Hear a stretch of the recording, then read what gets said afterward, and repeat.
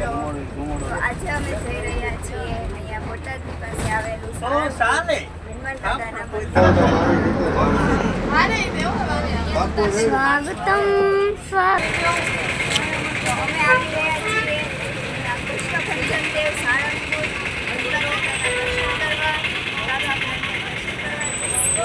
જય માતાજી.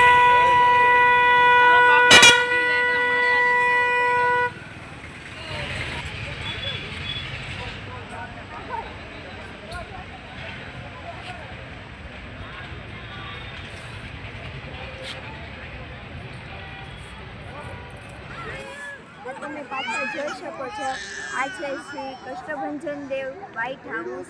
અહીંયા યાત્રિકો માટે રહેવાની ફૂલ સુવિધા છે, સારી સગવડ આપેલી છે અને અહીંયા ચાર્જ પણ ઓછો લેવામાં આવે છે.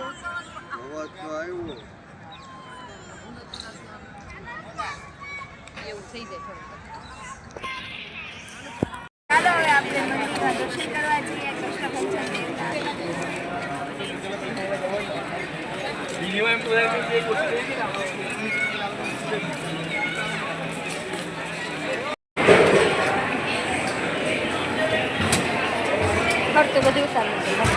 તો ચાલો હવે આપણે કૃષ્ણભંજન દેવના દર્શન કરીને હવે આપણે જઈએ શ્રી હરિ મંદિરમાં સ્વામિનારાયણ ભગવાનના દર્શન.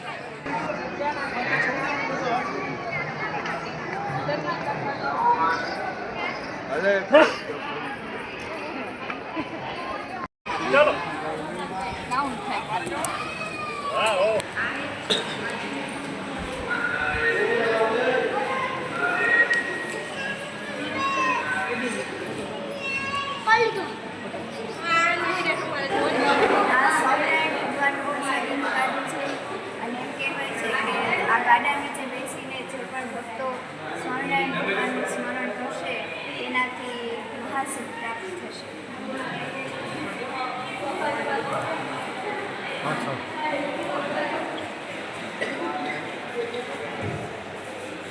અને આ એક પથ્થર છે, તમે જોઈ શકો છો, બહુ જ જૂનો પથ્થર છે અને એમ કહેવાય છે કે આ પથ્થર ઉપર બેસી સ્વામિનારાયણ ભગવાન સ્નાન કરતા હતા.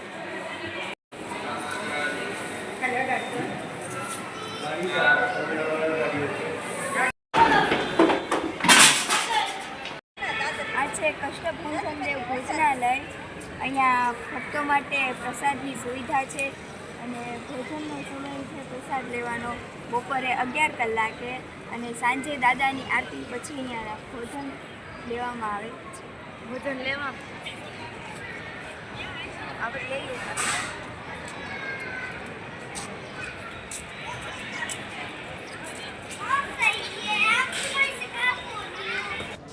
આમ કાઢો, આમ બતાવો.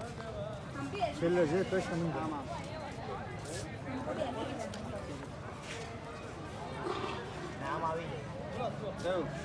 જય કૃષ્ણભંજન દેવ. આ છે ગુજરાતમાં આવેલા પંચધાતુમાંથી બનેલી હનુમાનજી મહારાજની મૂર્તિ, જે ગુજરાતમાંની ઊંચીમાં ઊંચી પ્રતિમા છે હનુમાનજીની. અને અહીંયા બોટાદ જિલ્લાના સાળંગપુર ગામમાં આવેલું આ મંદિર છે અને અહીંયા લોકો દૂર દૂરથી દર્શન કરવા માટે આવે છે, હનુમાનજીના દર્શન માટે, કૃષ્ણભંજન દેવના દર્શન માટે. અને ભક્તો બહુ જ માને છે હનુમાનજીને, અહીંયા દૂર દૂરથી આવે છે. જય કૃષ્ણભંજન.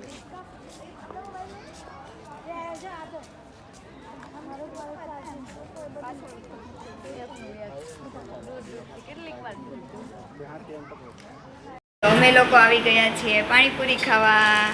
જાણુ દીદીને જો મોઢામાં પૂરી ગઈ.